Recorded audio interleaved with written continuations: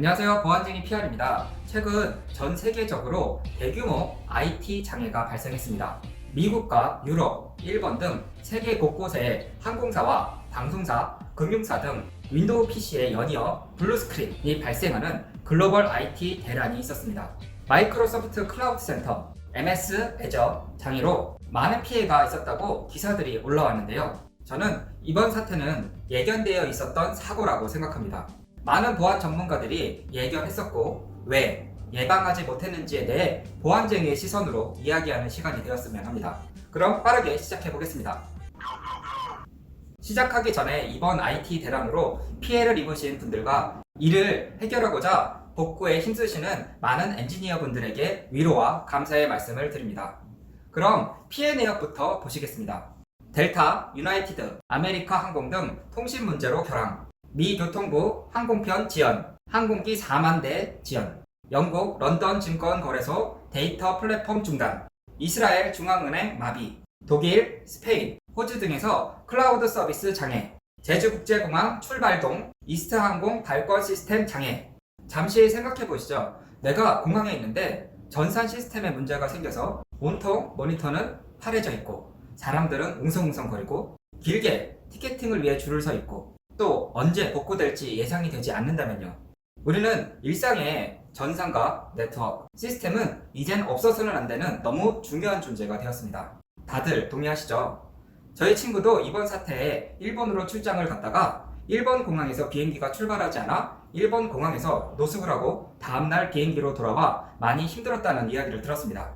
MS 클라우드 장애 사유는 윈도우 서버와 윈도우 PC에 설치되어 있는 보안 솔루션 크라우드 스트라이크 MS 운영체제 OS와 충돌로 장애가 발생했습니다. 초기에 대규모 해킹이냐 아니냐는 이야기도 있었지만 사고의 원인은 클라우드 스트라이크라는 미국의 보안회사의 보안 솔루션의 보안 패치가 진행된 후 윈도우 서버와 PC에 동시다발적으로 장애가 발생한 것입니다.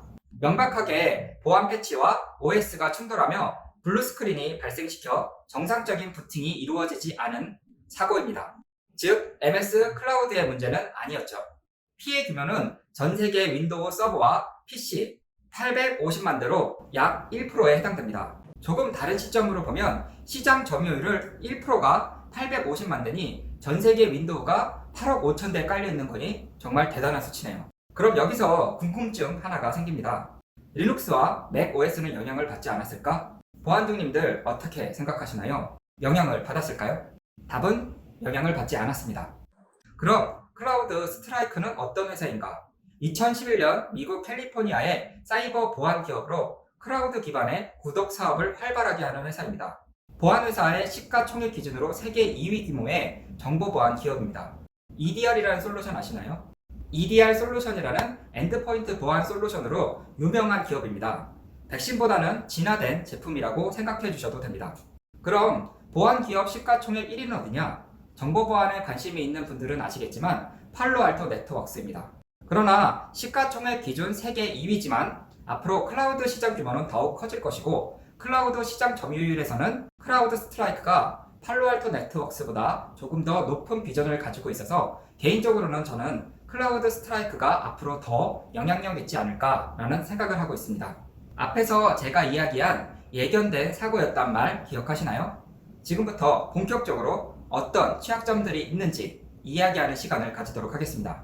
제가 생각하는 취약점은 두 가지입니다. 첫째, 망분리와 품질 테스트의 결함. 정말 너무 어이없는 사고였죠. 앞으로 빠른 운영 관점의 개선이 시급한 사항입니다.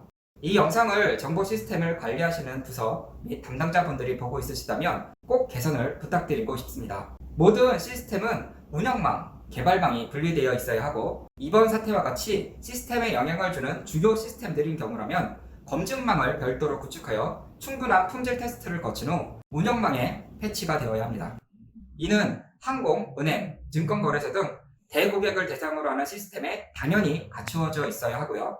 품질 테스트를 거친 후 운영 시스템에 어떤 영향을 주는지 검증이 끝난 패치가 적용되어야 합니다. 이번 사태는 클라우드 스트라이크의 자동 패치에 의해 일어난 사고입니다. 운영 시스템의 자동 패치라면 이건 명백한 운영 미스입니다. 자동 업그레이드는 끄셔야겠죠. 그리고 검증 시스템에 검증을 하고 운영 시스템에 반영해 주세요. 부탁드립니다. 두 번째, MS 윈도우의 결함. 원인은 클라우드 스트라이크 보안 회사가 제공을 했지만 MS의 윈도우 10 서드파티 드라이버가 OS의 커널을 이렇게 쉽게 건드리고 부팅 자체가 안 된다는 건 정말 납득하기 어렵습니다. 이는 이번에 새롭게 생긴 문제가 아니고 이전부터 많은 보안 전문가들이 MS의 관대한 서드파티 드라이버들의 커널 패닉에 영향을 줄 수 있는 것을 지적해 왔습니다. 개선해야죠. 왜 조치를 취하지 않는 거죠? 기술이 부족한 것도 아닌데 말이죠. 샌드박스. 저는 이전 영상에서 샌드박스에 대해서 한번 설명을 드린 적이 있습니다. 샌드박스 기술은 애플리케이션을 격리된 상태에서 안전하게 실행할 수 있는 환경으로 샌드박스 내부에 설치된 소프트웨어에서는 샌드박스 상태로 유지가 되며 호스트 시스템과 별도로 관리가 됩니다. 서드파티 드라이버가 커널 패닉을 시키지 않도록 OS 자체적으로 검수하고 실행되게 해야 합니다. 커널 패닉이 왔을 때 리부팅을 통해서 자동 복구가 되는 방법도 있고요. 거대 MS는 충분히 하실 수 있잖아요. 해주세요. 부탁드립니다. 오늘의 결론입니다. 첫째, MS 클라우드 애저의 장애는 아니다. 두 번째, 보안회사 클라우드 스트라이크는 패치 업데이트가 이번 사고의 원인이다. 세 번째, 운영계와 검증계 시스템을 망 분리하고 검증 후 운영 시스템에 반영하자. 네 번째, MS도 서드파티 드라이버가 커널 패닉을 시키지 않도록 검증을 꼭 하자 입니다. 오늘도 저희 보안쟁이 채널을 시청해주셔서 너무 감사합니다. 다음에 더 좋은 영상으로 찾아뵐 수 있도록 좋아요와 구독하기로 응원해주세요. 그럼 오늘 하루도 감사합니다. 즐거운 하루 되세요.